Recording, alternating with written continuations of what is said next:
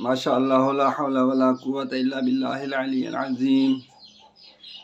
अऊज़ु बिल्लाहि मिनश शैतानिर लईनिर रजीम। बिस्मिल्लाहिर रहमानिर रहीम।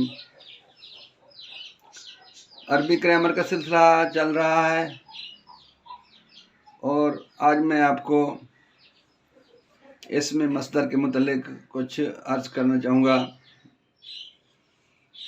इसम की बहुत सारी किस्में हैं और उन किस्मों में से एक किस्म इसमें मस्दर भी है और इसमें मस्दर से बहुत सारी चीज़ें निकलती हैं। मस्दर से कहते हैं जैसे कुछ चीज़ निकले, और इसमें मस्दर से बहुत सारी चीज़ें निकलती हैं। और निकलने वाली चीज़ों में से एक फ़ेल माजी है, फ़ेल माजी मालूम, और दूसरा फ़ेल मुज़ारे मालूम है। तो आज मैं आपको बताना चाहता हूँ कि मस्दर से फ़ेल माजी मालूम किस तरह बनाया जाता है और मस्दर से फ़ेल मुज़ारे मालूम किस तरह बनाया जाता है। तो अब ज़रा गौर करना।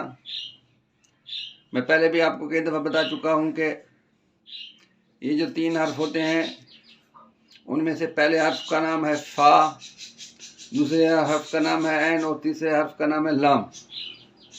अब मसलन ये ज़रबुन है, तो ये ज़रबुन मस्दर है, तो इस ज़रबुन का पहला हर्फ जो है ज़्वाद, उसको हम फ़ा कहेंगे, रा को हम ऐन कहेंगे और बा को हम लाम कहेंगे। और अगर इसके पहले यानी फ़ा के ऊपर, दूसरे यानी ऐन के ऊपर और तीसरे यानी लाम के ऊपर, इन तीनों हर्फ के ऊपर ज़बरें लगा दी जाएँ तो ये बन जाएगा फ़ेले माजी मालूम। अब ज़रबुन से ज़ारबा बन गया। और ज़ारबा की हम गर्दान पहले पढ़ चुके हैं कि इसके 14 सीगे हैं, 14 अल्फाज हैं। ज़ारबा, ज़ारबा, ज़ारबू, ज़ारबत, ज़ारबता, ज़रबना, ज़रबता, ज़रबतुमा, ज़रबतुम, ज़रबते, ज़रबतुमा, ज़रबतुन्ना, ज़रबतो, ज़रबना।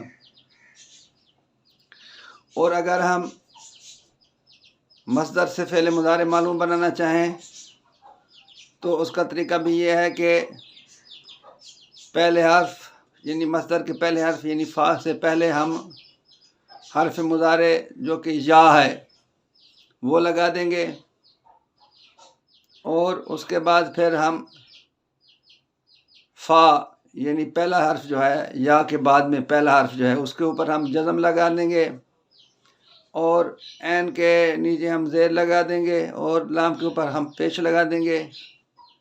तो फिर ये फ़ेल मुज़ारे मालूम बन जाएगा। तो मसलन इसकी मिसाल है ज़रबुन से यज़रेबू। ये ज़रबुन से यज़रेबू बना हुआ है।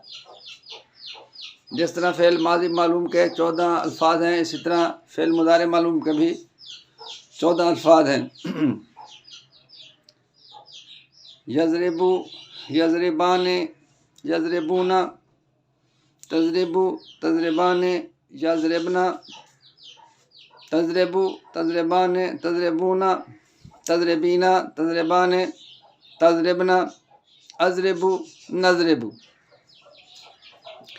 ये मैंने 14 अल्फाज आपके सामने पढ़े हैं। इसको भी हम 5 ग्रुपों में तकसीम करेंगे। पहला ग्रुप 3 अल्फाज पर मुश्तमिल है और ये मुज़क्कर गैब के लिए इस्तेमाल होते हैं। दूसरा ग्रुप 3 अल्फाज पे मुश्तमिल है और ये मुअन्नस गैब के लिए इस्तेमाल होते हैं।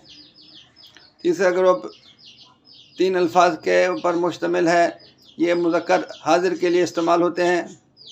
चौथा ग्रुप भी 3 अल्फाज पर मुश्तमिल है और ये मुअन्नस हाजिर के से ताल्लुक़ रखते हैं।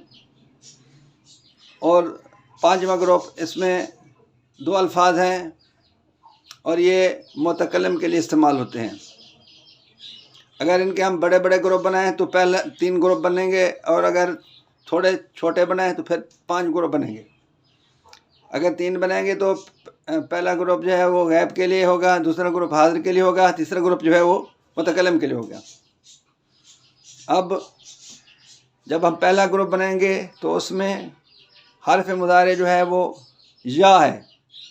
मसलन यज़रेबू यजरिबान, यजरिबूना। अब इन तीनों अल्फाज में पहला हर्फ जो है जिसको हम हर्फ मुजारे का नाम दे रहे हैं वो या है। दूसरा ग्रुप हम पढ़ते हैं तजरिबू, तजरिबान, यजरिबना। तो इसमें पहले दो लफ्ज़ों में जो हर्फ मुजारे है वो ता है और तीसरे हर्फ में जो है वो हर्फ मुजारे या है। उसके बाद फिर हम तीसरा ग्रुप पढ़ते हैं या चौथा ग्रुप पढ़ते हैं। तो इन तीसरे और चौथे ग्रुप में हर्फ मुजारे जो है वो ता इस्तेमाल होता है। तजरबू, तजरबान, तजरबूना, तजरबीना, तजरबान, तजरबना। और ये जो पांचवा ग्रुप है इसमें पहला हर्फ जो है वो अलिफ है और दूसरा लफ्ज़ जो है उसमें पहला हर्फ जो है वो नून है। जैसे अजरेबू, अजरेबू में अलिफ है, नजरेबू में नून है। तो ये हैं 14 अल्फाज। इसके याद करने का तरीका ये है कि हमने 3-3 अल्फाज याद करने हैं। अगर 3 से ज़्यादा पढ़ेंगे तो फिर शायद के मुश्किल हो जाए हमें याद करना। तो पहले हम याद करेंगे यजरेबू, यजरेबान, यजरेबूना। जब ये याद हो जाएंगे फिर हम याद करेंगे तजरेबू, तजरेबान, यजरेबना। जब ये याद हो जाएंगे तो फिर हम दोनों को मिला के पढ़ने की कोशिश करेंगे। अगर हमें ये दोनों ग्रुप याद हो गए फिर हम तीसरा ग्रुप याद करेंगे। तीसरा ग्रुप और पहला ग्रुप सेम है, सिर्फ फ़र्क ये है कि पहले ग्रुप में पहले हर्फ जो है वो हर्फ मुजारे जो है वो या है और तीसरे ग्रुप में हर्फ मुजारे ता है। तजरेबू, तजरेबान, तजरेबूना। अगर यजरेबू, यजरेबान, यजरेबूना याद हो गया तो तजरेबू, तजरेबान, तजरेबूना भी याद हो जाएगा। और चौथा ग्रुप और दूसरा ग्रुप भी तकरीबन सेम है, सिर्फ एक लफ्ज़ का फ़र्क है। वहाँ पहला लफ्ज़ है वो तजरेबू है और चौथे ग्रुप में पहला लफ्ज़ जो है वो तजरेबीना है। तजरेबीना, तजरेबान, तजरेबना। और फिर पांचवा ग्रुप है अजरेबू, नजरेबू। लिहाजा मैं आपको यही मशवरा दूंगा कि आप इस गर्दान को जिस वक्त याद करें तो उस वक्त फिर एक एक ग्रुप करके याद करें। अब मैं ये भी आपको बताना चाहूँगा कि फ़ेल मुज़ारे मालूम में 2 ज़माने पाए जाते हैं। एक है फ़ेल हाल यानी हाल ज़माना और दूसरा है मुस्तकबिल। अब यजरेबो का मतलब है वो एक आदमी मारता है और इसका दूसरा मतलब ये भी हो सकता है वो एक आदमी मारेगा। अब हम अगर लिखेंगे इसका तर्जमा तो यूँ लिखेंगे यजरेबो लिख के उसके बाद हम लिखेंगे वो एक आदमी मारता है या मारेगा। फिर हम लिखेंगे यजरेबान, इसका मतलब लिखेंगे वो 2 आदमी मारते हैं या मारेंगे। यजरेबूना, इसका मतलब लिखेंगे वो सब आदमी मारते हैं या मारेंगे। फिर हम तजरेबो का मतलब लिखेंगे वो एक औरत मारती है या मारेगी। तजरेबान, वो 2 औरतें मारती हैं या मारेंगी। यजरेबना, वो सब औरतें मारती हैं या मारेंगी। फिर हम पढ़ेंगे तजरेबो, वो एक आदमी, तू एक आदमी मारता है या मारेगा। तजरेबो का मतलब तू एक आदमी मारता है मारेगा। तजरेबान, तुम 2 आदमी मारते हो या मारोगे। तजरेबूना, तुम सब आदमी मारते हो या मारोगे। फिर तजरेबीना, इसका मतलब है तू एक औरत मारती है या मारेगी। तजरेबान, तुम 2 औरतें मारती हो या मारोगी। तजरेबना, तुम सब औरतें मारती हो या मारोगी।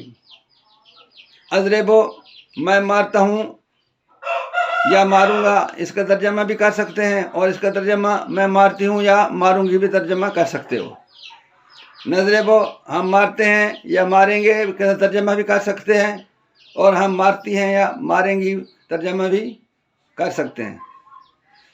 तो 6 जो अल्फाज गैब हैं उनके हम सीगे यूँ पढ़ेंगे वैद मुज़क्कर गैब, तस्निया मुज़क्कर गैब, जमा मुज़क्कर गैब।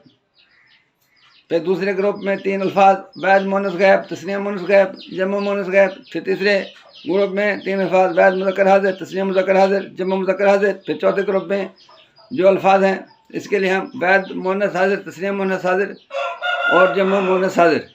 फिर 5वें ग्रुप में जो अल्फाज हैं उनके मतलब कहेंगे पहले लफ्ज़ के मतलब यानी अजरेबो के मतलब वैद मुतकल्लिम और नजरेबो के मतलब जो है वो हम जमा मुतकल्लिम कहेंगे। ये तो अल्फाज की वज़ाहत थी। और अब हम थोड़ी गिनती भी इसमें शामिल कर देते हैं। पहले हम पहला, ये नहीं, ये किसी चीज़ की पोजीशन वाली गिनती बता रहा हूँ। अगर कोई चीज़ का नंबर पहला है तो अरबी में अव्वल और अंग्रेज़ी में इसको फर्स्ट कहते हैं। और अगर दूसरा नंबर है किसी चीज़ का, इन दूसरी पोजीशन है, तो अरबी में इसे सानी कहते हैं और अंग्रेज़ी में इसे सेकंड कहते हैं और उर्दू में तो इसे दूसरा कहते हैं। और अगर किसी की पोजीशन जो है तीसरी है तो अरबी में इसे सालिस कहते हैं, अंग्रेज़ी में थर्ड कहते हैं और अरबी में इसे उर्दू में इसे चौथी पोजीशन कहते हैं और अरबी में इसे सालिस कहते हैं। और अगर इसी तरह किसी की पोजीशन चौथी है तो फिर हम उसको अरबी में कहते हैं अर्राबे और अंग्रेज़ी में कहते हैं इसको फोर्थ और उर्दू में कहते हैं इसे चौथा। और इसी तरह, और अगर किसी चीज़ की पोजीशन जो है वो पांचवी है तो हम इसे अरबी में कहते हैं अल-खामिस, उर्दू में कहते हैं पांचवा और इंग्लिश में हम इसे कहते हैं फिफ्थ। तो ये वो अल्फाज हैं जो आप याद करेंगे इंशाल्लाह। कल हम इसके बाद जो है वो अगले 5 अल्फाज के यानी लफ्ज़ों की यानी गिनती की पोजीशन के मतलब अल्फाज जो है वो ज़ाहिर करेंगे, इनको पढ़ेंगे और याद करेंगे।